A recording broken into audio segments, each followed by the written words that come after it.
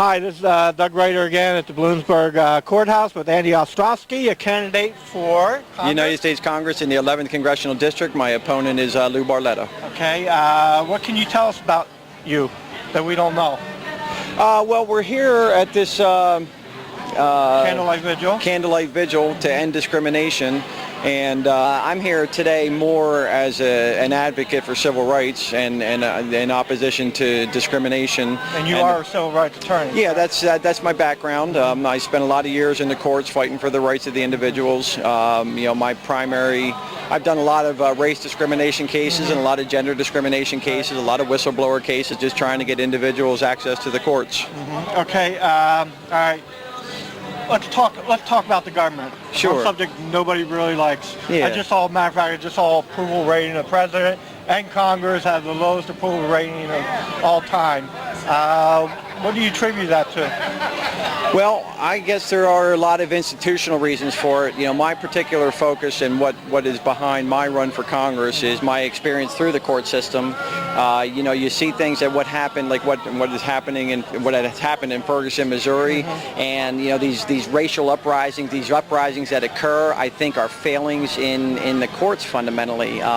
We have 50 years ago this year is when the Civil Rights Act of 1964 was passed, and if the courts were more effective at effectuating the intention of the legislature, they'd be creating more positive social climates. So there's some real breakdowns in the courts that kind of gets a little complicated to talk about this type of interview. Right. But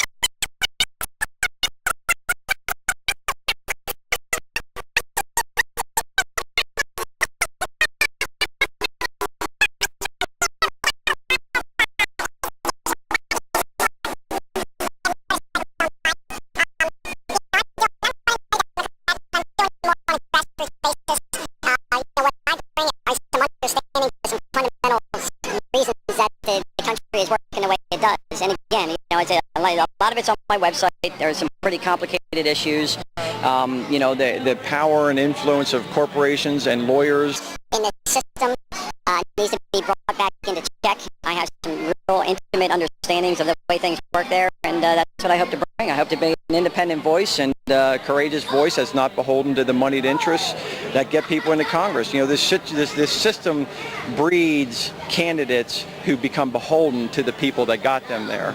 And my career will speak in terms of me not quote unquote selling out, and that's what I'll bring to my services from Congress. Let me ask you this: is this a presidential failure, or is this a congressional failure, or a combination? It's a combination, and again, you're glossing right over the. We got a third co-equal branch of government, and that's called the judiciary, and that judiciary is run largely in secret.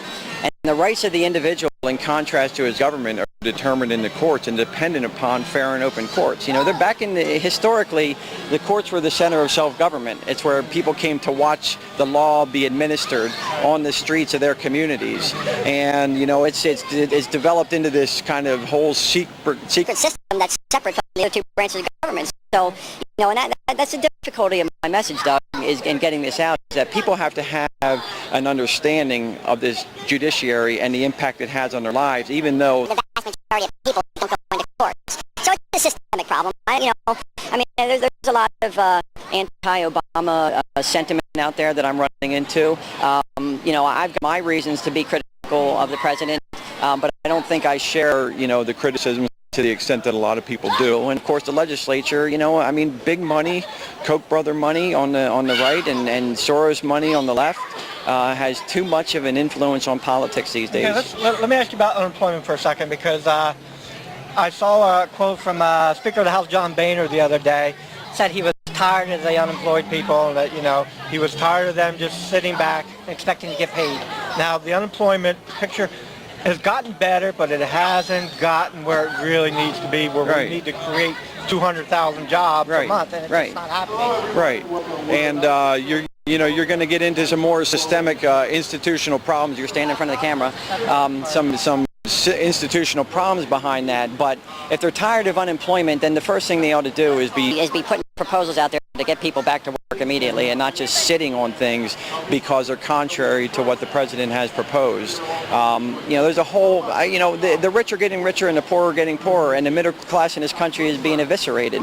That's a real systemic institutional problem here that we need to really get some policies to address. Okay, well, I'm going to let you go there. Okay, Doug. Thank you for your time Thanks a and lot. good luck.